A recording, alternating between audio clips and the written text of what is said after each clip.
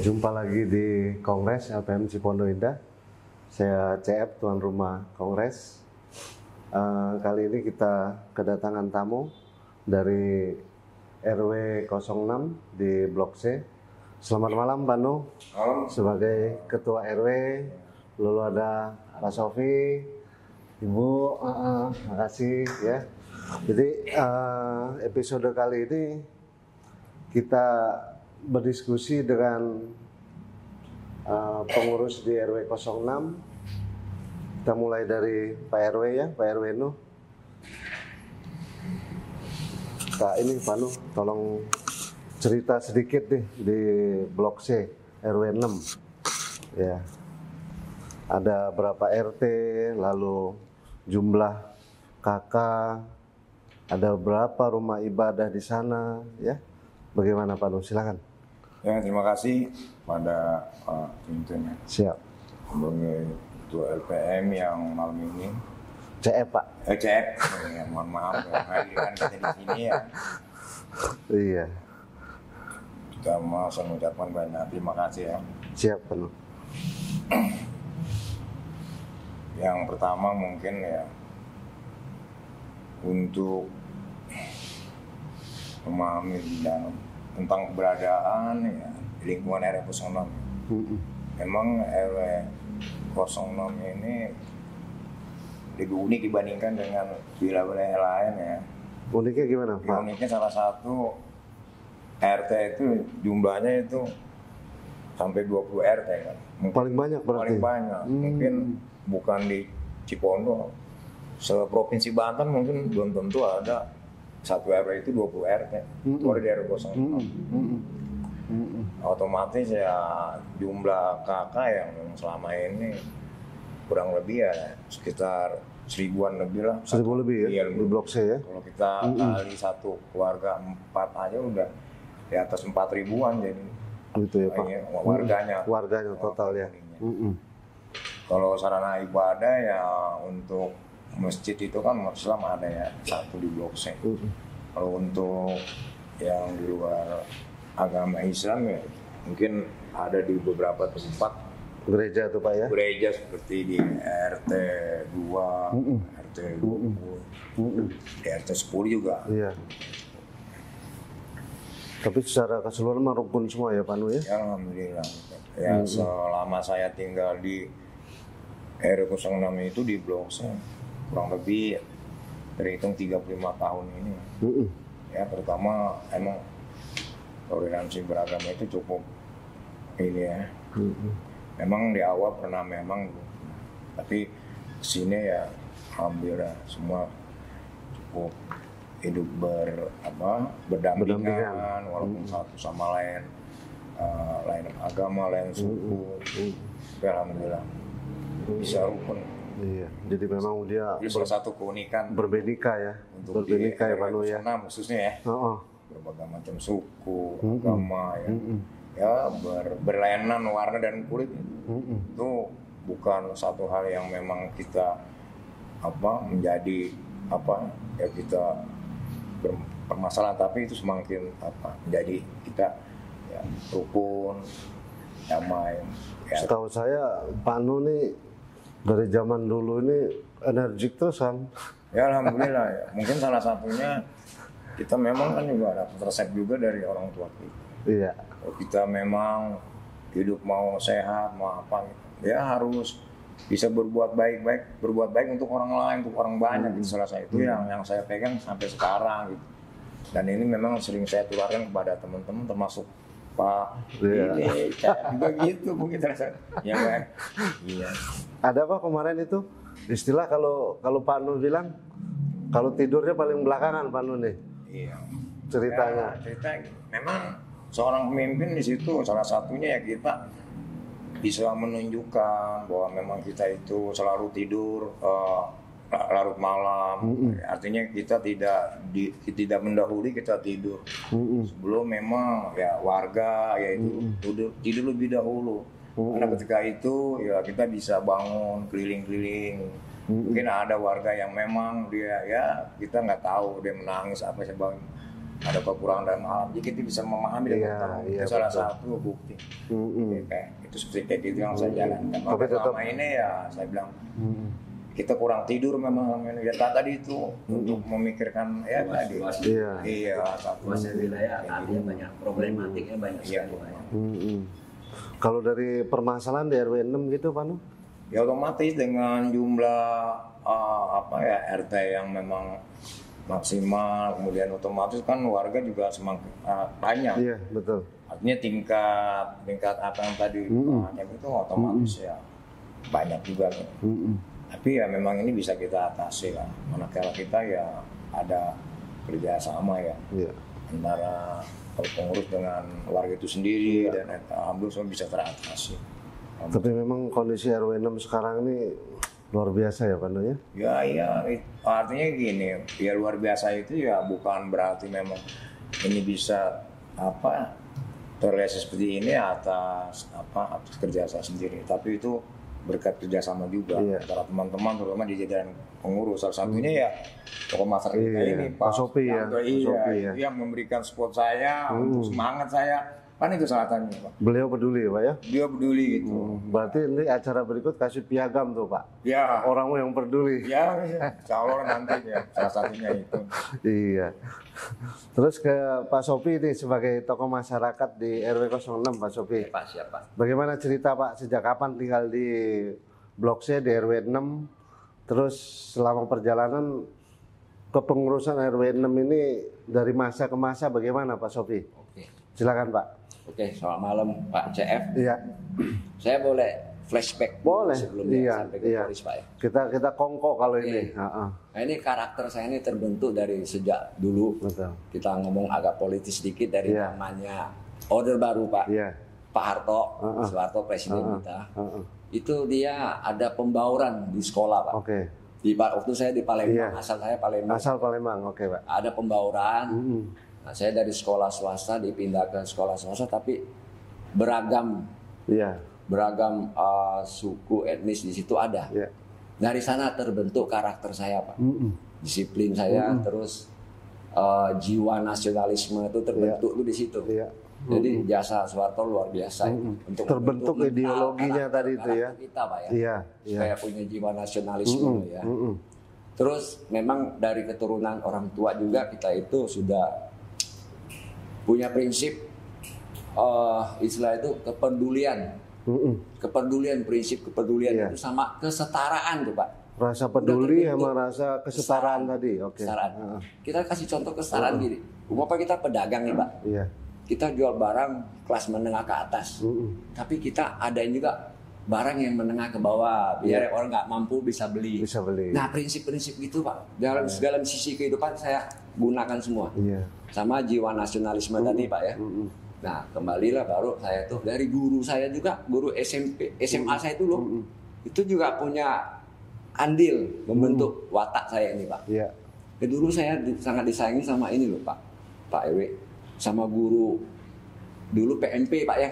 Kalau pendidikan moral Pancasila. Dulu kewarganegaraan Pak. Kewarganegaraan. Kalau masalah kewarganegaraan mengulas isi-isi undang-undang itu mukadimah tuh Pak ya.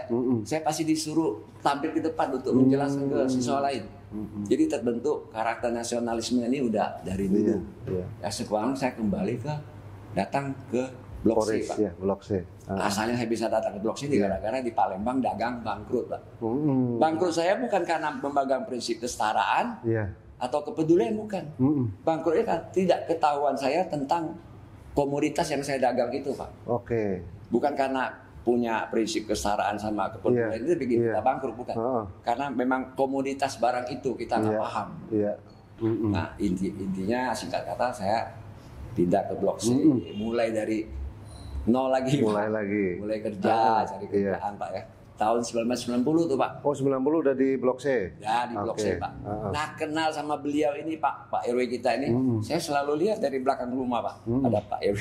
Waktu itu belum kenal Pak. Saya cuma taunya Ustadz ini seperti ini. Nah sama pemain bola. Pemain bola. Oh iya belum tahu tuh Pak, belum tahu. Nah saya aktif Pak ya, aktif saya tuh gini Pak. Saya nggak mau tahu siapa yang mimpin, RW saya nggak mau tahu, lurah saya nggak mau tahu. Cuman kepedulian saya ke seluruh masyarakat saya sangat peduli. Kalau RW-nya ada apa saya dengar, saya bantu Pak. Partisipasi cuman tanpa orang tahu Pak. Saya partisipasi melalui orang lain. Di RW, ketua RW perlu ini saya bantu, tapi orang nggak tahu. Jadi tangan kanan beri, tangan ini sembunyi. Iya. Cuman saya nggak tahu tuh semua RW itu kenal saya Pak. Iya. Jadi kalau ketemu saya tuh mereka selalu panggil gitu loh. Mereka merasa ini orang banyak membantu nih. Dari Pak Slamet, dari ke Pak Dayat Pak ya, dari Pak Seger. Nah sejak sampai ke Pak Nu ini. Kebetulan saya mulai aktif, bergaul di lingkungan lagi Pak. Karena melihat Pak Nur, wah dulu saya sering nengok, sekarang jadi Pak RW kita kan. Saya mulai aktif, kebetulan juga soal kerjaan saya lebih banyak spare waktunya Pak. Sebelumnya saya kerja keliling Indonesia Pak. Keliling Indonesia, pulang itu ya boleh bilang dalam 1 bulan berapa kali? Lebih banyak di luar kota ya. Tapi saya tetap partisipasi tanpa orang tahu. Di belakang aja gitu, kira-kira gitu Pak. Jadi memang kalau dari segi Pak RW yang saat ini nih jos ya. Ya, dia gini Pak, menurut kita ini banyak programnya Pak. Banyak program ya. Nah saya dukung program. Lebih aktif beliau. Ya, jauh, aktifnya jauh. Mungkin tapi itu kondisional Pak ya. Kalau dulu kenapa nggak begini, sekarang kenapa mesti begini, itu kondisional semua Pak. Karena untuk saat sekarang ini sepertinya dituntut untuk lebih aktif gitu Pak ya. Aktif ya. Makanya banyak program. Program bagus semua Pak. Bagus ya. Pak Nuh bagus semua. Jadi saya support semua. Harus kita support. Harus Pak. Ya. Terus kita ke Bu Ani, beliau kader posyandu kita di RW 6 ya Bu ya. Iya. Jadi apa kondisi perposyanduan kita Bu, yang ada kondisi saat ini, silakan Bu Ani. Selamat malam Pak CF. Iya, malam Bu. Kondisi posyandu saat ini sangat bagus sekali. Bagus ya. Bantuan dari pemerintah sangat bagus, lengkap. Terus ibu-ibu kadernya juga semangat. Terus saya mulai jadi kader itu tahun 1992. Oh 92 udah jadi kader posyandu? Iya. Sampai sekarang mungkin udah ganti lurahnya udah 7 kali. 7 kali lurah.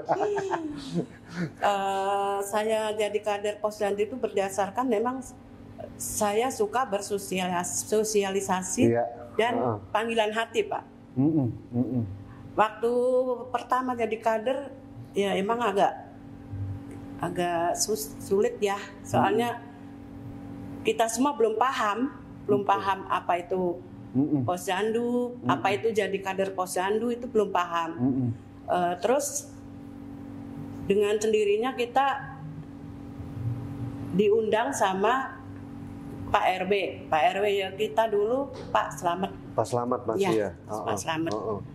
Terus kita ngumpul, diadakan rapat ya, dibentuk posyandu, bekerja sama puskesmas yang masih di Cipondoh. Masih Cipondoh. Yang Danau. Iya. Yang di samping kecamatan ya.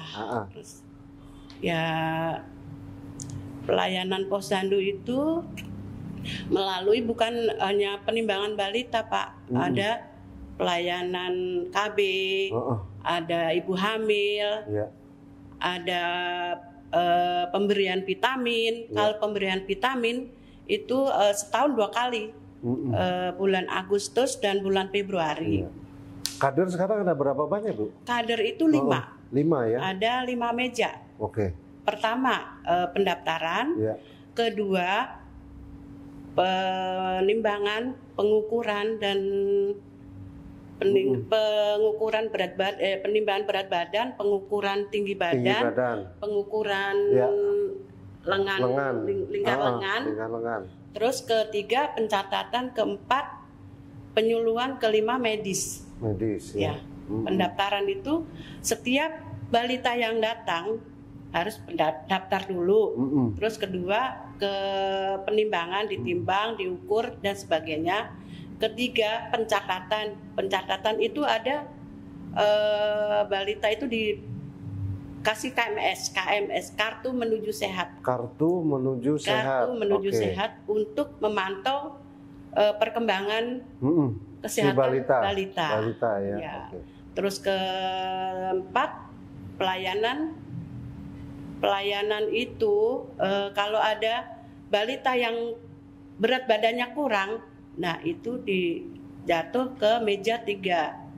Kalau ke meja 4. Kalau ke meja 5 medis. Oke, ya. Medis itu melayani imunisasi, terus ibu hamil, terus kalau stunting gitu ada juga di situ. Stunting enggak, alhamdulillah RW 6 tidak ada, Pak. Aman ya? Aman, stunting. Jadi karena memang secara ini rutin ya Bu ya pemeriksaannya untuk balita. Iya rutin. Vitamin juga rutin, imunisasi juga rutin, pelayanan puskesmas sangat bagus sekali. Bagus ya. Iya. Peralatan dari pemerintah Peralatan bagus, Pak. Aman ya. Dari yang timbangan pengukuran semua ada. Iya. Dari meja udah ganti 3 kali, lemari juga ada. Iya. Jadi kan ada stunting kit.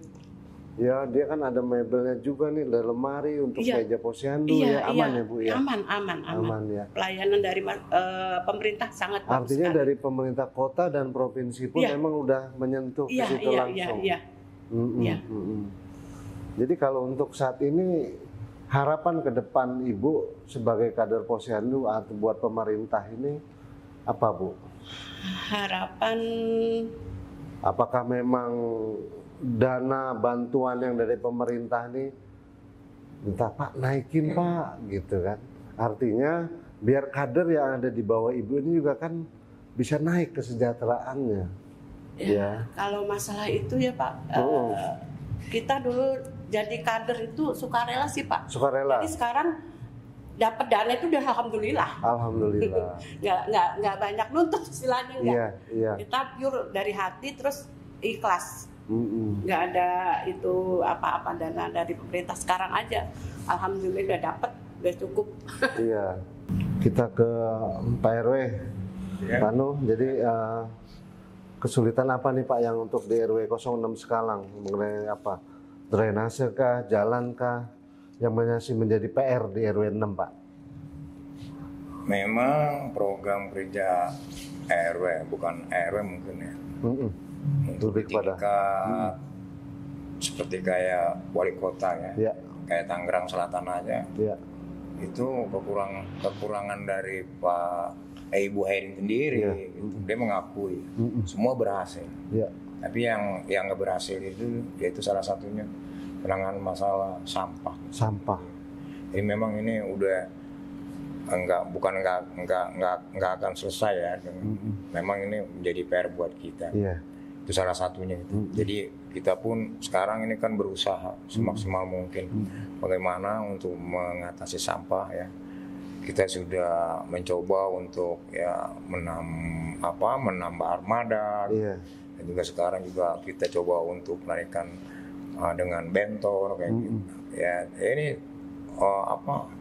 memang bentuk perubahan ya. Setelah masalah sampah. Dan memang program kita di samping memang sampah juga ya berawal gitu kerawanan terhadap masalah lingkungan. Memang waktu itu bukan hanya di wilayah RW 6 aja Blok C, bahkan di seluruh wilayah banyak terjadi seperti kayak pencurian. Lebih pada keamanan ya? Keamanan gitu. Dan waktu itu sehingga program kita awal itu dengan teman-teman di jajaran pengurusan RW itu mengedepankan portalisasi gitu, seperti kayak gitu. Itu ya alhamdulillah itu kita bisa laksanakan walau memang di sana sini banyak kendala ya. Gitu. Ini juga masalah satu ya sudah mengatasi, artinya kurangnya tindak kejahatan. Ya memang secara pintu masuk yang ke Blok C itu kan banyak pintu Pak RW. Iya itu. Awalnya tuh. Awal itu. Ya. Memang itu di sana sering terjadinya pencurian terowongan motor karena memang disebut tuh banyak jalan tikus ya, banyak. Yeah. Banyak jalan untuk keluar masuk jalan, banyak di situ. Banyak jalan menuju Roma lah kakak. Iya, banyak jalan iya. menuju Roma kan begitu. Nah itu kita berusaha, kita buat awal kita inginkan supaya ada 4 pintu yang dibuka selama 24 jam. Yeah. Kan? Dan lainnya kita coba untuk kita tutup 24 jam, ada juga yang kita buka tutup nepotalisasi. Yeah. Nah, itu pun menjadi kendala juga memang buat lingkungan tetangga gitu. Apa kendalanya Pak Nuh? Ya kendala ya mereka salah satunya biasa ke pasar, misalkan ke pasar Polres bisa dekat gitu. Sekarang jadi merasa jauh dan lama gitu. Tapi kesini-sini ya mereka juga menyadari. Artinya udah terbiasa. Sudah terbiasa. Ternyata memang ya menguntungkan buat mereka juga buat kita gitu. Mau nggak mau ya semua juga kan kena imbasnya gitu. Artinya dampak positifnya lebih banyak. Lebih banyak sehingga menerima gitu. Salah satu program. Sampah untuk saat ini kopling bantunya bagus Pak Nuh? Ya kalau kopling untuk di sampah memang enggak skala prioritas ke sana ya. Memang kadang-kadang aja. Cuman kita memang ada program di minggu ketiga itu sepakatan teman-teman kopling itu ada kerja bakti. Karena sifatnya kita juga di sini ini bukan berarti ini harus ditangani oleh kopling secara keseluruhan, tapi kita memberikan dampak positif kepada warga bahwa masyarakat warga harus memiliki rasa kepedulian terhadap lingkungan. Nah itu yang sehingga nanti apabila memang semua warga bukan hanya di RW 6 tapi di Cipondo mungkin pada umumnya mereka ada rasa peduli terhadap lingkungan. Jadi kita kopling bisa bukan kita lepas ya kita tinggal ya monitor kayak begitu. Itu sih harapan kita gitu. Jadi bukan kopling itu memang tenaga khusus untuk menangani masalah ya itu tadi sampah dan sebagainya, bukan gitu. Tapi itu untuk itu aja peduli terhadap lingkungan. Makanya saya sebut kopling. Komunitas peduli lingkungan. Memang orang kopling itu kan memang di motor itu kan harus ke kopling gitu. Kopling, iya kopling. Kalau memang kurang bisa kita kadang motor itu mati. Itu juga ya ini kopling perjalanan seperti kayak gitulah ibaratnya. Kelebihan Pak RW 06 filosofinya ini. Ya itu juga teman-teman juga ya. Iya benar Pak. Iya. Gitu. Terus kalau mengenai drainase Pak, mungkin yang bisa untuk ke pemerintah untuk drainase memang selama saya ya tadi jabat sebagai RW ini ya cukup lumayan ya generasi untuk drainase atau saluran air itu ya itu juga udah lebih dari 500 meter lah. Ya. Mari kita tangani itu. Kemarin baru selesai di wilayah RT 10 dan 20. Nanti untuk di dana AB itu juga nanti akan ditindaklanjuti itu. Selalu untuk drainase. Jadi ini juga udah dirasakan terutama oleh warga seperti RT 4, RT 21 dengan adanya pemasangan drainase di Jalan Mawaraya itu.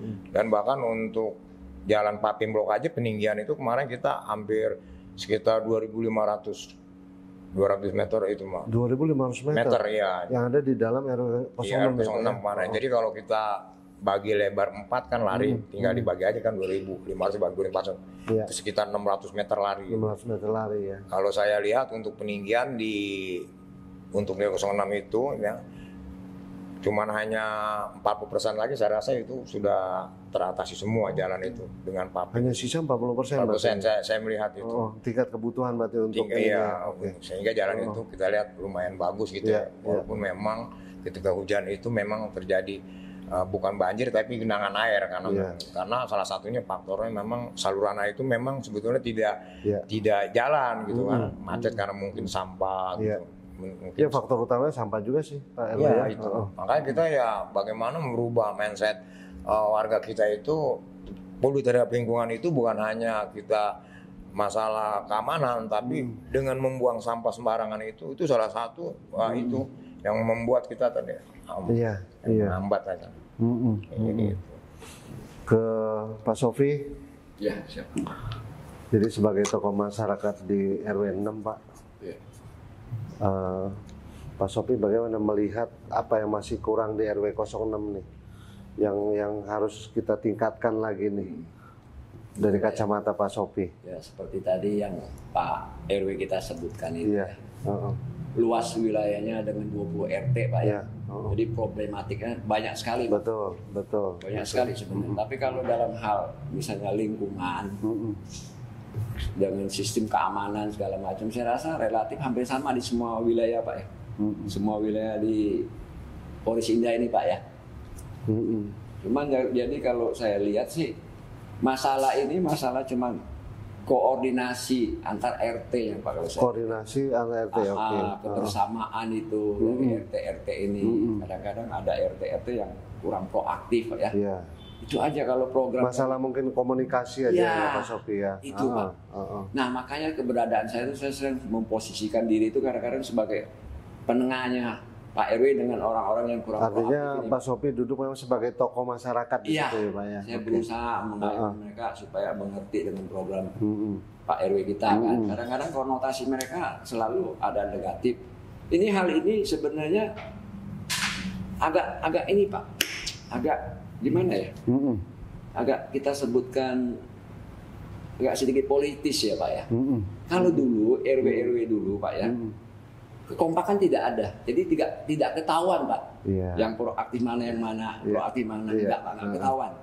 Sekarang ini karena program dari RW 06 yang di bawah pimpinan Pak Nur ini banyak sekali. Di situ kita ketahuan RT yang kurang proaktif. Dengan kondisi memang realita yang sekarang. Iya itu loh Pak. Kalau dulu ya masing-masing juga RT-nya semua masing-masing seperti jalan.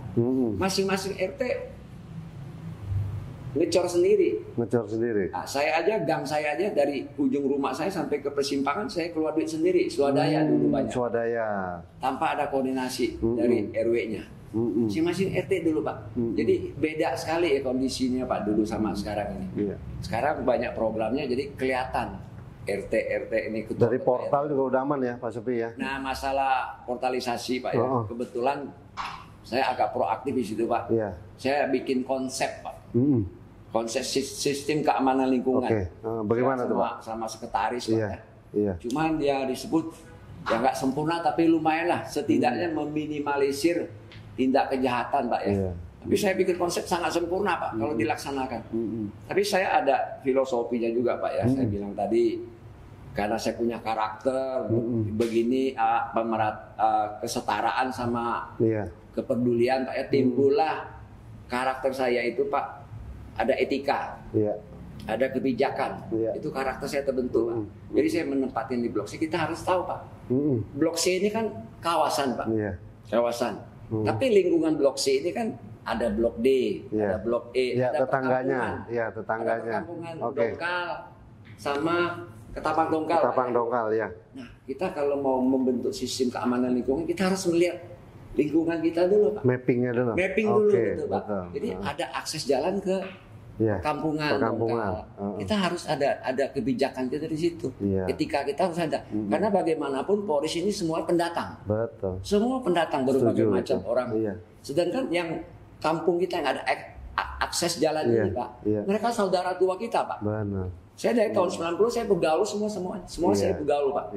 Jadi saya tahu benar kondisi masyarakat itu Pak. Jadi nggak boleh sembarangan kita mau enak kita tutup portal orang gitu ya.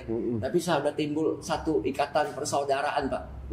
Nah itu saudara tua kita di perkampungan itu. Itu saya pegang prinsip itu.